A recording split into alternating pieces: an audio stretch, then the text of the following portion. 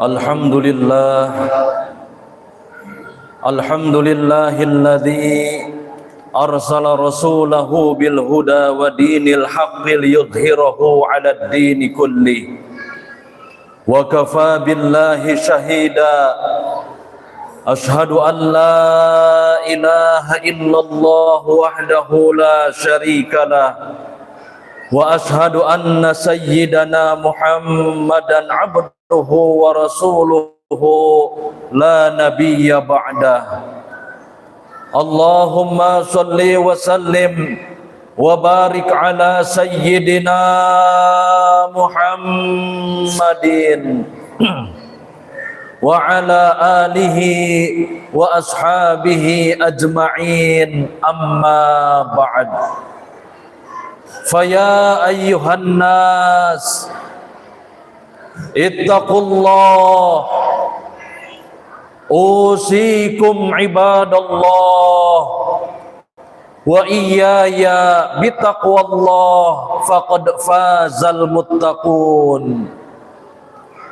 Faqala ta'ala ya ayyuhalladzina amanuttaqullaha haqqa tuqatih wa la tamutunna illa wa antum muslimun. Ma'asyiral muslimin, jamaah salat Jumat yang berbahagia dan dimuliakan oleh Allah Subhanahu wa taala. Pada kesempatan yang berbahagia ini, marilah sama-sama terus kita tingkatkan kualitas keimanan dan ketakwaan kita kepada Allah Subhanahu wa taala yang telah memberikan berbagai macam kenikmatan kepada kita, sehingga dengan kenikmatan-kenikmatan Allah berikan kepada kita, kita bisa hadir bermuwajahah melaksanakan salah satu kewajiban kita, salat Jumat kepada Allah Subhanahu wa taala. Takwa yang kita terus tingkatkan dalam kehidupan kita, itulah sebaik-baiknya bekal untuk kehidupan kita. Karena Allah Subhanahu wa taala telah berfirman, wa tazawwadu fa inna khairaz zadit taqwa wattaquni ya ulil albab. Hai sekalian umat manusia, berbekalah kalian mumpung masih hidup di alam dunia, dan sebaik-baiknya bekal adalah ketakwaan kita kepada Allah Subhanahu wa taala. Dengan takwa hidup kita akan bahagia. Juga dengan takwa kita akan menjadi hamba yang paling mulia tentunya di hadapan Allah Subhanahu wa taala. Inna akramakum indallahi atqakum innallaha alimun khabir. Sesungguhnya kemuliaan seorang hamba di hadapan Tuhannya bukanlah ditentukan seberapa besar dia tinggi jabatannya, seberapa banyak dia hartanya, tapi lebih ditentukan karena ketakwaannya kepada Allah Subhanahu wa taala. Ma'asyiral muslimin, sidang Jumat yang dimuliakan oleh Allah. Kehadiran manusia terpilih, baginda Nabi besar Muhammad sallallahu alaihi wasallam ke alam dunia ini merupakan sesuatu yang sangat dinanti-nanti. Kenapa? Karena kondisi bangsa Arab kala itu amatlah sangat hancur akhlaknya, bobrok moralnya, sehingga nyaris tidak ada kehidupan seperti layaknya kehidupan umat manusia pada umumnya. Apa contohnya? Hukum dan aturanlah salah satu pada contohnya. Kala itu yang namanya hukum dan aturan hanya mempan untuk orang-orang lemah dan kaum du'afa saja. Sementara para hartawan dan kaum bangsawan tidak mempan dengan hukuman. Kenapa? Karena rupanya mereka bisa membeli keadilan. Salah benar bukan menjadi ukuran, akan tetapi berdayaan dan kekuasaanlah kala itu yang menjadi pertimbangan. Akhirnya apa yang terjadi hadirin? Akhirnya si lemah menjadi mangsa bagi yang kuat. Orang-orang lemah menjadi bulan-bulanan para penguasa. Belum kita bicara masalah eksploitasi manusia terhadap manusia yang lainnya, yang dilegalisasi oleh sebuah tradisi. Tuan sebagai pemilik budak bebas memeras keringat dan tenaga para budaknya, sehingga nyaris hidup dan matinya budak kala itu seakan ada di tangan tuannya. Belum bicara masalah kaum wanita, sungguh mereka mengalami nasib yang lebih tragis lagi. Bagaimana tidak? Mereka hanya dijadikan sebagai alas kaki di siang hari, dijadikan sebagai pemuas nafsu birahi di malam hari, yang berpindah-pindah dari satu pelukan laki kepada pelukan laki lainnya. Ini sekelumit keadaan bangsa Arab jahiliyah hadirin, sebelum kehadiran baginda Nabi besar Muhammad sallallahu alaihi wasallam. Karenanya hadirin, melalui forum salat Jumat kita hari ini, kita ayo ingat kembali akan besarnya jasa dan pengorbanan Nabi, alladzi qad akhrajan nasa minadz zulumati ilan nur, yang telah mengeluarkan umat manusia dari zaman kejahiliahan menuju ilmu dan terang benderang dengan ilmu pengetahuan dan keimanan. Yang jasa dan pengorbanan Nabi oleh Allah diabadikan dalam At-Taubah ayat 128. A'udzu billahi minasyaitonir rajim. Laqad ja'akum rasulun min anfusikum azizun 'alaihi ma 'anittum harisun 'alaikum bil mu'minina raufur rahim. Telah datang seorang rasul dari kaummu, terasa beratnya olehnya penderitaanmu, amat menginginkan keselamatan dan kebaikan untukmu, lagi maha pengasih dan penyayang terhadap orang-orang yang beriman di antaramu. Berdasarkan ayat ini, setidaknya ada 3 bentuk jasa dan pengorbanan Nabi luar biasa yang jangan sampai dilupakan oleh kita, agar tumbuh rasa mahabbah luar biasa kepada tuntunan kita. Apa? Yang pertama, Nabi senantiasa menginginkan keselamatan dan kebaikan untuk umatnya. Meskipun kala itu umatnya membenci Nabi, meskipun kala itu umatnya selalu menyakiti Nabi, bahkan hampir-hampir saja mereka terus ingin membunuh Nabi. Tapi apakah Nabi dendam kepada mereka? Tidak. Apakah Nabi berdoa-doa yang jelek-jelek kepada Allah untuk mereka? Juga tidak. Melainkan sebaliknya, Nabi selalu berdoa yang baik-baik agar Allah berikan hidayahnya kepada mereka. Ini terjadi hadirin di awal-awal perkembangan Islam. Tatkala Nabi hijrah ke daerah Taif, bermaksud menyampaikan risalahnya, apa respon mereka? Mereka mengusir Nabi, mereka mencemooh Nabi, mereka melempari kotoran dan bebatuan kepada Nabi. Diperlakukan demikian, Nabi menangis. Menangisnya Nabi apakah menahan rasa sakit yang dideritanya? Tidak. Ataukah menangis karena melihat tetesan darah yang mengalir dari kepalanya? Juga tidak. Melainkan Nabi menangis karena menyayangkan sampai detik itu umatnya juga belum dapat hidayah dari Allah Subhanahu wa ta'ala. Melihat sang kekasih Allah diperlakukan demikian, datanglah malaikat Jibril menawarkan bantuan. Ya Rasulullah, cepat perintahkan kepada aku, tuh di sebelah Taif ada 2 bukit, kalau aku himpitkan sekarang juga, aku akan hancurkan mereka sekarang juga. Apa jawab Nabi? Jangan wahai Rasul. Kenapa ya Rasulullah? Karena aku masih berharap dari tulang sulbi mereka muncul keturunan orang-orang yang bakal menyembah Allah dan menghidupkan sunnah Rasulullah. Bahkan Nabi meminta Jibril untuk mengaminkan doanya, Allahumma hdi qaumi fa innahum la ya'lamun. Ya Allah, berikanlah petunjukmu kepada kaumku karena mereka tidak mengetahui. Subhanallah. Hadirin kaum muslimin sidang Jum'ah yang dimuliakan oleh Allah. Yang kedua, jasa dan pengorbanan Nabi luar biasa kepada kita apa? Yakni kelak akan memberikan syafaatul udma kepada kita semua selaku umatnya. Hadirin sedang Jum'ah yang dimuliakan oleh Allah. Sesungguhnya Nabi dan Rasul yang Allah utus ke alam dunia ini telah dibekali satu senjata pemungkas. Untuk apa?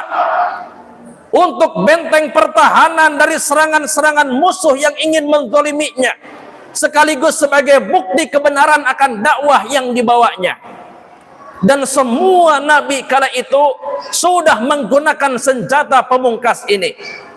Akan tetapi junjungan kita lebih senang untuk menyimpannya, tidak mau diberikan kala itu kepada umatnya. Kenapa? Karena beliau ingin jadikan ini sebagai syafaatul udma kelak untuk kita semua selaku umatnya. Rasul sallallahu alaihi wasallam telah bersabda, "Likulli nabiyyin da'watun mustajabatun, fata'ajjala kullu nabiyyin da'watahu, wa inni ikhtaba'tu da'wati syafa'atan li ummati yaumal qiyamati, fahiya na'ilatun insyaallah man mata min ummati la yusyriku billahi syai'a." Sesungguhnya nabi dan rasul yang Allah utus ke alam dunia ini telah dibekali satu senjata pemungkas. Apa senjata pemungkas yang dimaksudnya? Dakwatun mustajabatun, berupa doa yang tatkala Nabi langsung curhatkan kepada Allah Ta'ala, yang langsung beliau sampaikan kepada Allah Ta'ala, kala itu langsung diijabah oleh Allah Subhanahu wa Ta'ala. Dan semua Nabi sudah menggunakannya. Akan tetapi Nabi bersabda, wa inni ikhtaba'tu da'wati, aku simpan saja aduanku. Kenapa?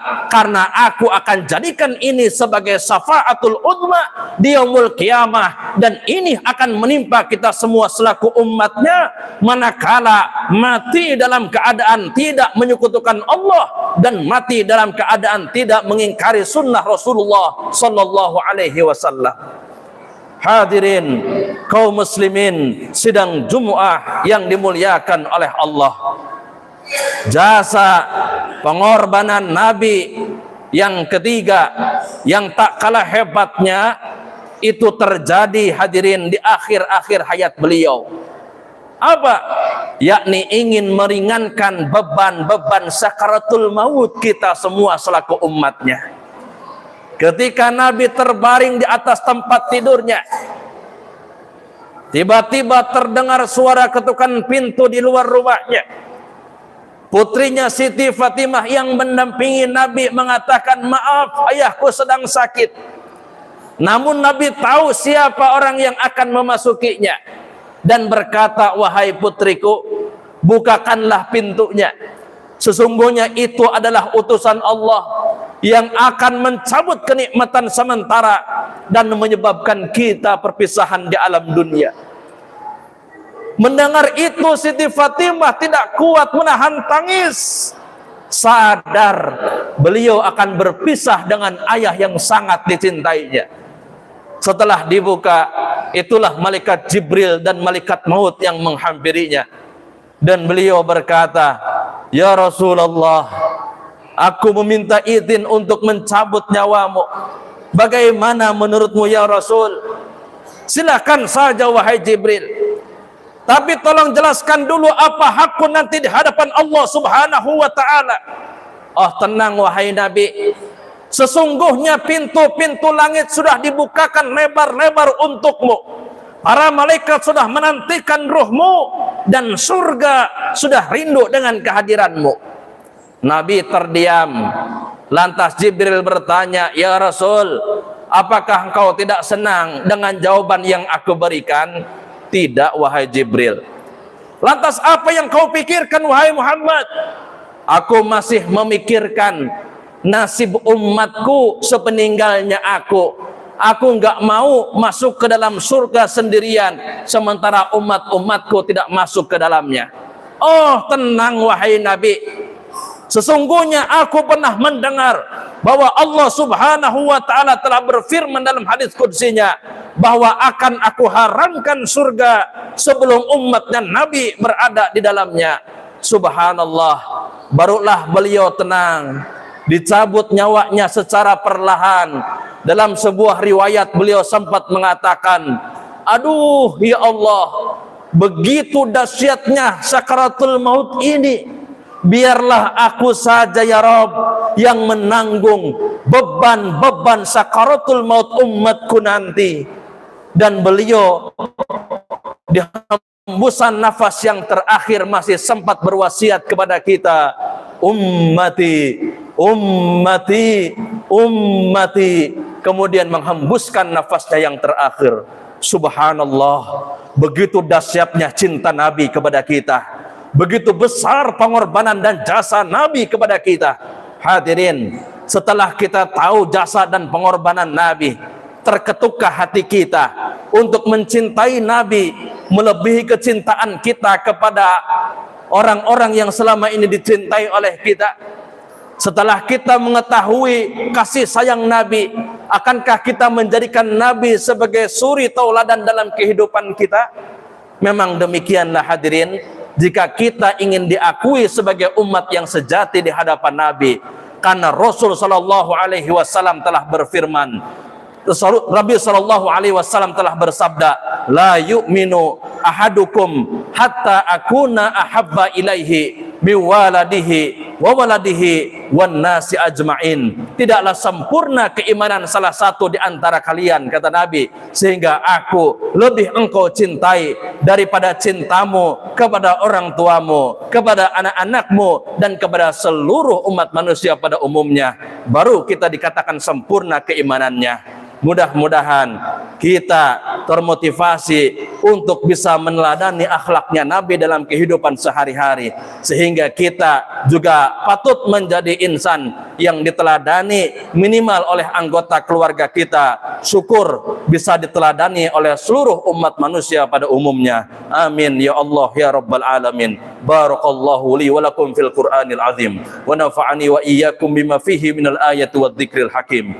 wa taqabbala minni wa minkum tilawatahu innahu huwas samiul alim. Wa qul rabbighfir warham wa anta khairur rahimin.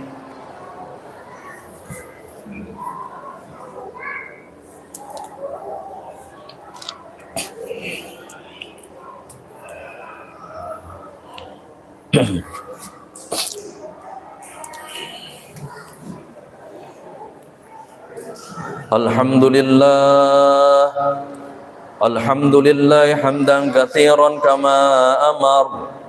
Asyhadu an la ilaha illallah liman jahal. Wa asyhadu anna sayyidana Muhammadan abduhu wa rasuluhu sayyidul khalaiqi wal bashar. Allahumma salli ala sayyidina Muhammad wa ala alihi wa sahbihi ajma'in. Amma ba'd, faya ayyuhan nas ittaqullah waf'alul khairat wajtanibu 'anis sayyi'at. Innallaha wa malaikatahu yusholluna 'alan nabi. Ya ayyuhalladzina amanu sallu alaihi wa sallimu taslima.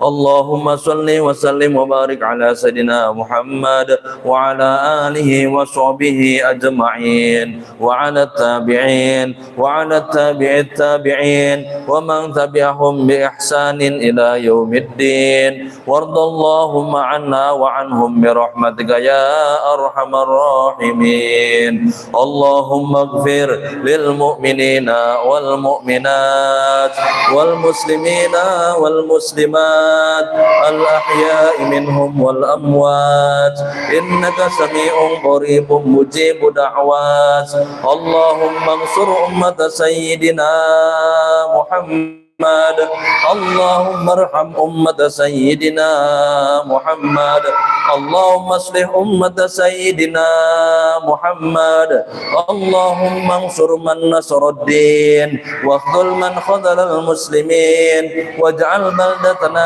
هذه بلدة طيبة تجري فيها أحكامك وسنة رسولك يا حي يا قيوم يا إلهنا وإله كل شيء هذا حالنا يا الله لا يخفى عليك اللهم ادفع عنا الغلاء والبلاء والوباء والفحشاء والمنكر والبغي والسيوف المختلفة والشدائد والمحن ما ظهر منها وما بطن عن بلدنا هذا إندونيسيا خاصة وبالبلدان المسلمين عامة إنك على كل شيء قدير ربنا آتنا في الدنيا حسنة وفي الآخرة حسنة وقنا عذاب النار عباد الله إن الله يأمر بالعدل والإحسان وإيتاء ذي القربى وينهى عن الفحشاء والمنكر والبغي يعظكم لعلكم تذكرون فاذكروا الله العظيم يذكركم واشكروه على نعمه يزدكم واسألوه من فضله يعطكم ولذكر الله أكبر أقم الصلاة